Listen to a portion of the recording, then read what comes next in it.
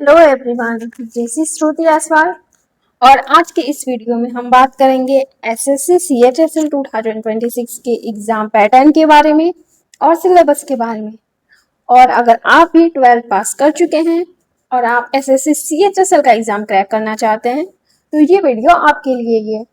इसलिए इस वीडियो को लास्ट तक देखिएगा, एक एक चीज को समझिएगा। और अगर आपको ये वीडियो पसंद आए तो प्लीज मेरे चैनल को सपोर्ट करिएगा, लाइक शेयर सब्सक्राइब करिएगा।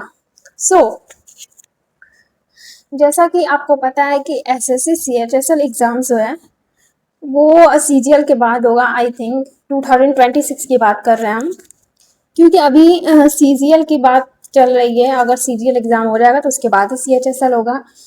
हम सीएचएसएल के जो है सिलेबस को देख लेते हैं।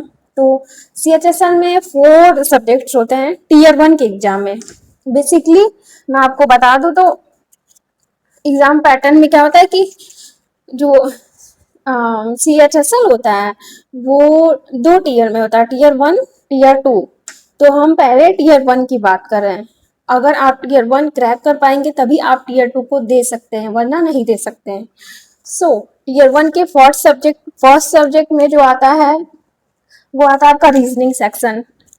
ओके, रीजनिंग, जिसमें कि मैं आपको कुछ एग्जांपल दे देती हूँ जो कि मोस्टली आते हैं, जैसे कि analogy, coding, decoding, blood relations, direction वगैरह वगैरह, जो भी टॉपिक्स हैं जो लगभग हर एसएससी एग्जाम्स में आते हैं और रेगुलर मतलब आते ही रहते हैं। तो ये कुछ ऐसे टॉपिक्स हैं जिनको आपको अच्छे से बिल्कुल कर लेना चाहिए, बिल्कुल अच्छे से इस टॉपिक्स को पढ़ लेना चाहिए, राइट। आई होप आपको समझ में आ गया होगा कि रीजनिंग में कैसे कैसे टॉपिक्स आते हैं। और भी बहुत सारे टॉपिक्स हैं जो आप ऑफिशियल सिलेबस में देख सकते हैं। यहाँ पे हम शॉर्ट में बात करेंगे और पूरे सिलेबस और एग्जाम पैटर्न को समझेंगे। सेकेंड सब्जेक्ट की बात करें तो सेकेंड सब्जेक्ट में आता है आपका मैथ्स, क्वांटिटेटिव एप्टीट्यूड। बेसिकली इसमें भी वैसा ही होता है, जिसमें मैथ्स आते हैं जैसे कि टाइम एंड वर्क हो गया, परसेंटेज हो गया, प्रॉफिट एंड लॉस हो गया, data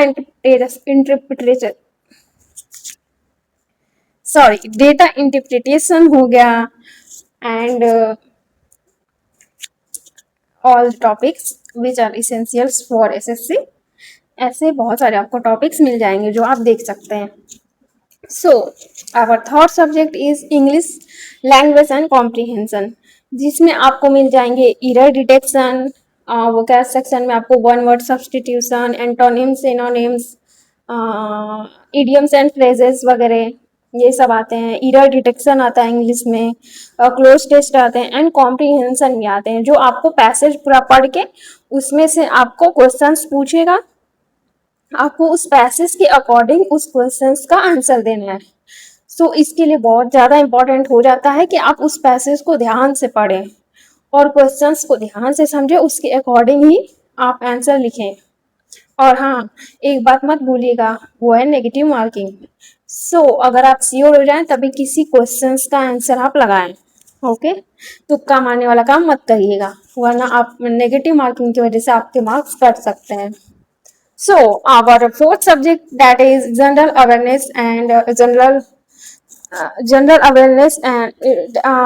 GK/GS.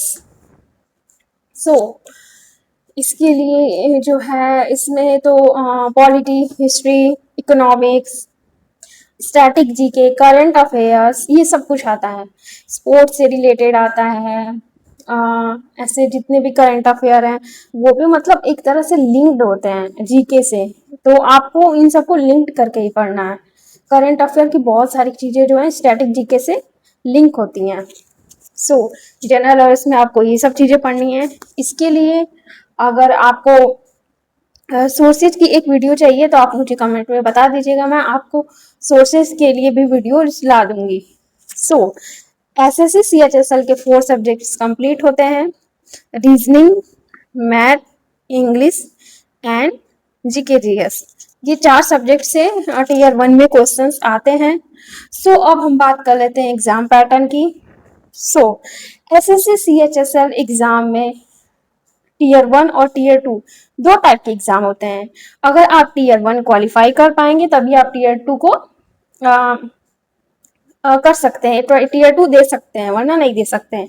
So tier 1 qualify करना आपके लिए बहुत ज़्यादा इंपॉर्टेंट हो जाएगा, राइट। ओके, तो अगर हम ये जो टीयर 1 के एग्जाम पैटर्न में जो देखें तो 4 सब्जेक्ट्स हैं, तो ईच सब्जेक्ट्स के 25 क्वेश्चंस आते हैं। सो ऐसे देखें तो टोटल क्वेश्चन होते हैं 100 क्वेश्चंस, जो होते हैं 200 मार्क्स के, राइट। और हाँ, इसमें नेगेटिव मार्किंग भी होती है, इसलिए क्वेश्चन ध्यान से करिएगा। अगर आपने एक क्वेश्चन भी गलत कर दिया तो आपका 0.5 मार्क्स कट हो जाएंगे।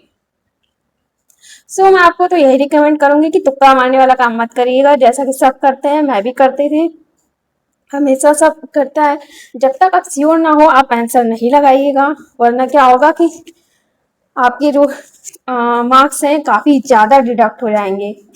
सो आई होप कि आपको सिलेबस और एग्जाम पैटर्न के बारे में समझ में आ गया होगा एसएससी CHSL 2026 के। और अगर आप एक बिगिनर हैं तो ये वीडियो बहुत ज़्यादा हेल्पफुल होने वाली है आपके लिए। इस वीडियो में मैंने पूरे अच्छे से समझा दिया है कि कैसे सिलेबस आता है, कैसे एग्जाम पैटर्न होते हैं एसएससी CHSL के। सो अगर आप भी 12th पास कर चुके हैं और एक अच्छी गवर्नमेंट जॉब चाहते हैं, जैसे कि गवर्नमेंट जॉब तो सबका सपना ही होता है, खासकर मिडिल क्लास वाले लोग का। सो अगर आप चाहते हैं तो आप इस एग्जाम को भी ज़रूर से ज़रूर दे सकते हैं।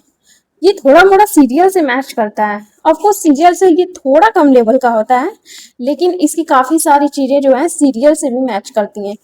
तो अगर आप सीरियल दे रहे हैं तो आप ये एग्ज़ाम भी दे सकते हैं अगर आप चाहें तो। सो अगर आपको कोई भी डाउट है, चाहे कुछ भी आप मुझसे पूछना चाहते हैं, कमेंट सेक्शन में पूछ सकते हैं। और आपको मेरी वीडियोस कैसी लगती हैं कमेंट सेक्शन में ज़रूर बताइएगा, मैं आप सभी के कमेंट्स पढ़ती हूँ।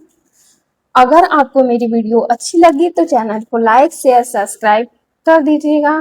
सो मिलते हैं नेक्स्ट वीडियो में। Thanks for watching.